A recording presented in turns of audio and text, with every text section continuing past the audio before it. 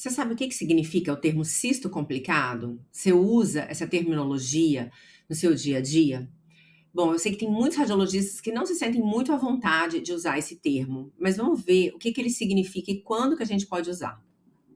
Eu trago aqui, então, um exame de uma paciente que tinha um cisto simples, um exame de rastreamento suplementar, assintomática na época, e volta depois de 4 meses referindo um nódulo dolorido na mama direita. E esse era o cisto que ela tinha na imagem de cima, e agora é o cisto que ela tem, né, que provavelmente é o mesmo cisto, porque estava na mesma topografia, mas que agora se tornou sintomático.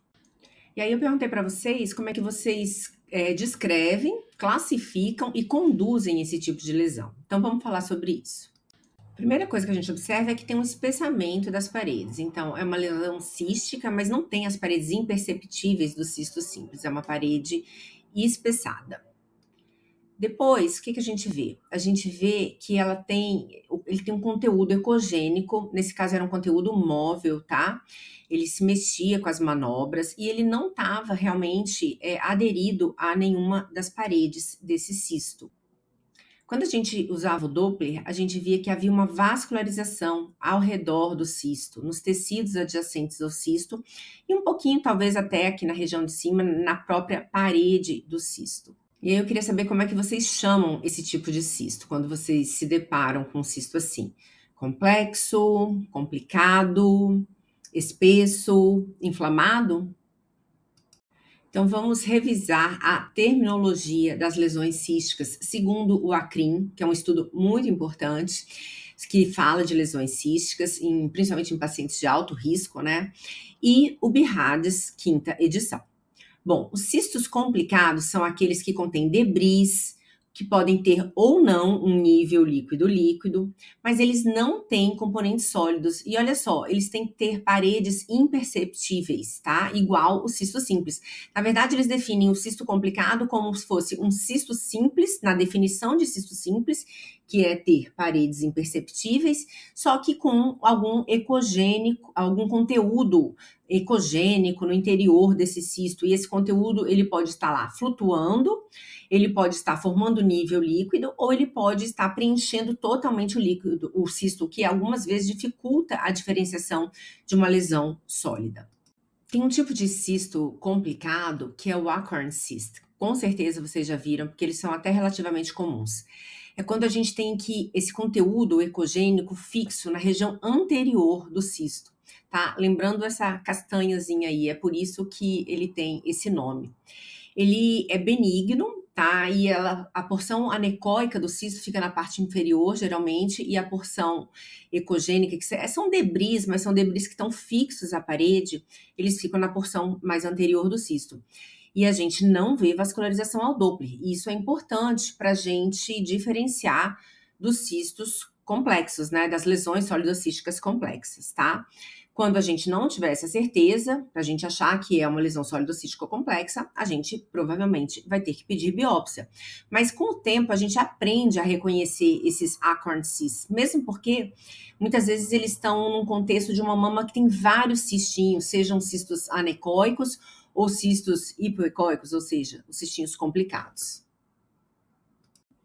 E já que a gente está falando de lesões císticas, a gente não pode deixar de falar do nódulo sólido cístico complexo, que sempre tem que ter, a gente sempre que encontra um cisto que não é completamente simples, a gente tem que tentar definir se ele não é um nódulo sólido cístico complexo, né? Que no próximo BIRADS deve chamar nódulo sólido cístico misto, que é um nome melhor, afinal, complexo também não é um nome tão legal, não foi um nome tão bem aceito.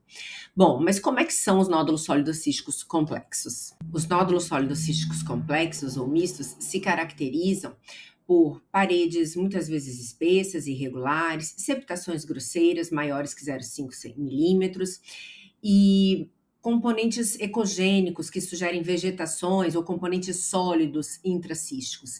E muitas vezes a gente consegue pegar vascularização ao Doppler nessas lesões, embora o fato da gente não ver vascularização não exclua que possam ser lesões sólidocísticas complexas.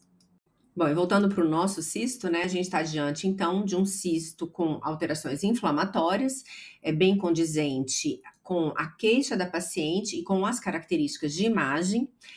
é um BIRADS 2. Eu não chamo isso de cisto complicado, eu chamo realmente de cisto com alterações inflamatórias, e a gente pode sugerir que caso a paciente não melhore, às vezes ela melhora com um tratamento clínico, com anti-inflamatório, mas caso ela não melhore, a gente pode realizar uma punção de alívio para que os sintomas dessa paciente regridam. E nesse artigo aqui bem recente que saiu no JBI, eles falam exatamente sobre esses cistos. E eu nunca tinha achado um lugar falando tão nitidamente sobre cistos inflamados, porque esse quase sempre está no bolo lá do cisto complicado. Mas esse artigo chama Doenças Císticas da Mama. O que a gente faz quando elas não são tão císticas? Ou seja, quando elas não são um cisto simples. E aí, eles fazem uma revisão dos cistos complicados, que eu já falei tudo para vocês, tá?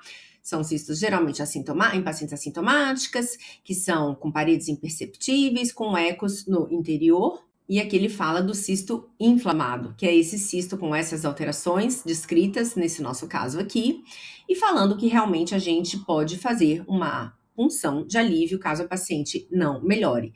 E é claro, gente, que entra também num diagnóstico diferencial, dependendo da clínica, que essa paciente possa estar fazendo um abscesso da mama, tá? Então, muitas vezes a punção também poderá ser usada para diagnóstico.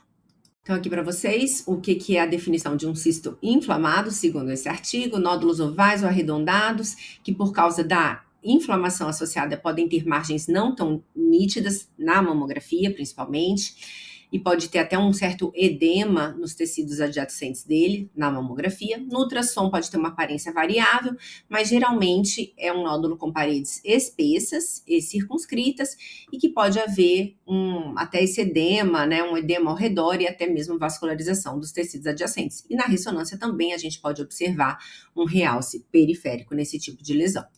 E aqui, gente, uma tabelinha que faz um resumo com as diferenças nos diferentes métodos de imagem dos cistos complicados, dos cistos inflamados, segundo esse artigo.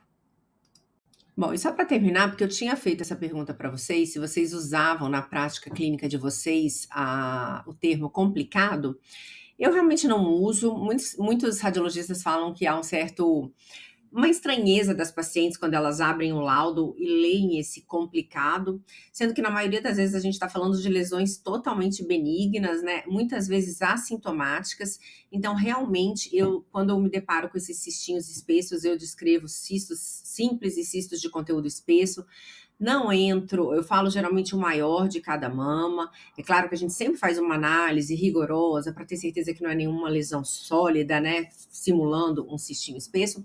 Mas, no geral, eu não dou importância para esses achados e também não quero que a paciente dê importância, não quero que isso seja uma preocupação para as pacientes. Agora, diante de um cisto assim, sintomático, que está causando incômodo para a paciente, que muitas vezes é a causa dessa paciente ter procurado o médico e ele ter pedido o ultrassom para a gente, aí sim, eu acho que a gente tem que descrever direitinho, deixar bem claro que muito provavelmente é uma lesão inflamatória e que a gente pode sim fazer uma punção de alívio para essa paciente, mas que é um BIRADS 2.